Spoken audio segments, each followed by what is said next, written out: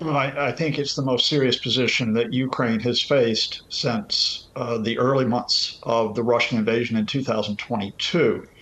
But I think it needs to be put in perspective that this is a far more limited Russian advance than we saw in that opening phase of the invasion, and it could change very, very soon. Why do I say that?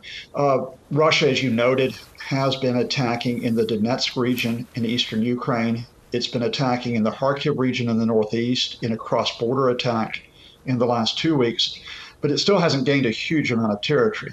It's taken one significant town in Donetsk called Avdiivka in mid February, and then a series of villages. And then it has moved, it's taken about 100 square kilometers of territory in Kharkiv.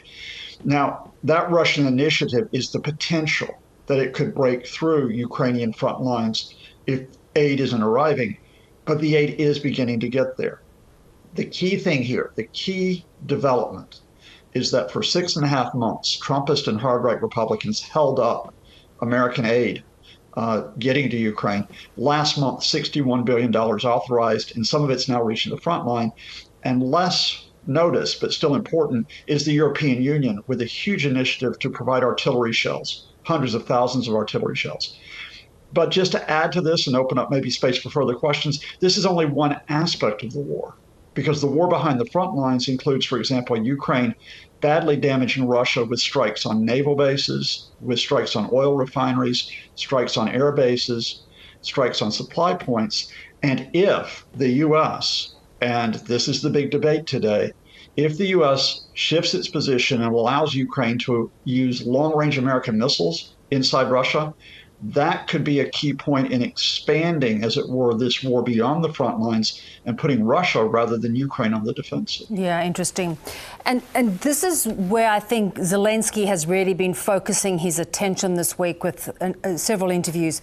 He's also talking about the importance of the West providing air defense systems. We've talked about this multiple times, but also for the West to get more actively involved. Do you think this is the only way or the best way to prevent Russia ultimately prevailing in a war of attrition? I mean, I think, Bev, you've just identified that we've got multiple fronts here in this conflict. So I do think we have to talk about air defenses, because Russia has really banked on breaking Ukraine, breaking its energy infrastructure, breaking its civilian morale with these deadly strikes. And Ukraine needs more air defenses to try to counter that Russian attempt. We've seen that just today with the latest deaths in Kharkiv.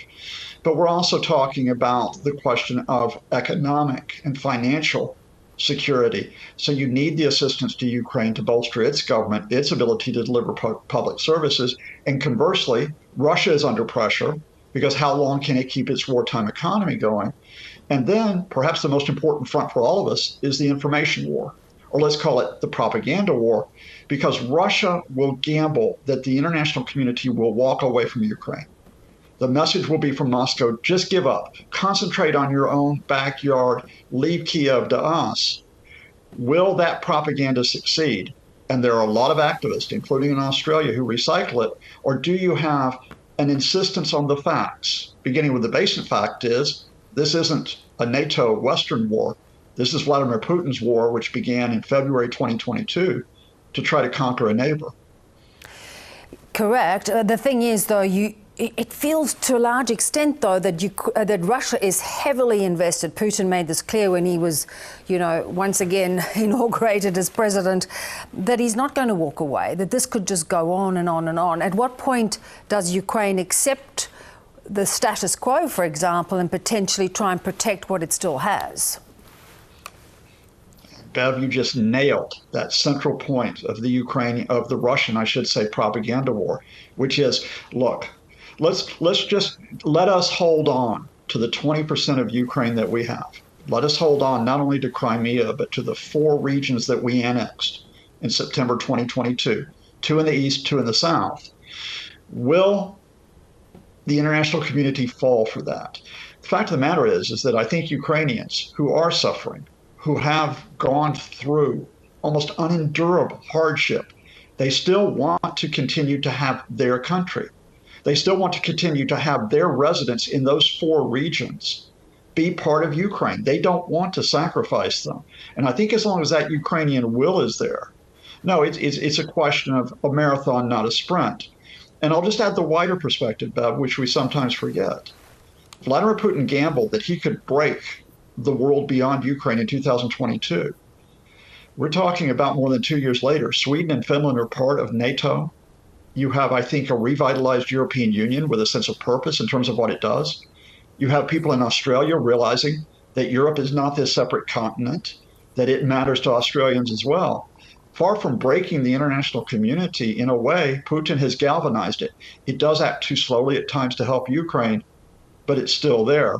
And the fact of the matter is that for Vladimir Putin, it's win or bust. And the longer he doesn't win, the more the bust could be on the verge of happening. Yeah, so it's a matter of time. Scott, I really do want to also ask you, talking about the European Union, 3 key European countries, Ireland, Norway and Spain, made quite a shift in coming out in support of a Palestinian state. How do you read this, and do you see this as something of a turning point, while at the moment, of course, acknowledging that the Palestinian state is nowhere near close, particularly as Hamas is still not necessarily, there is no replacement for Hamas yet?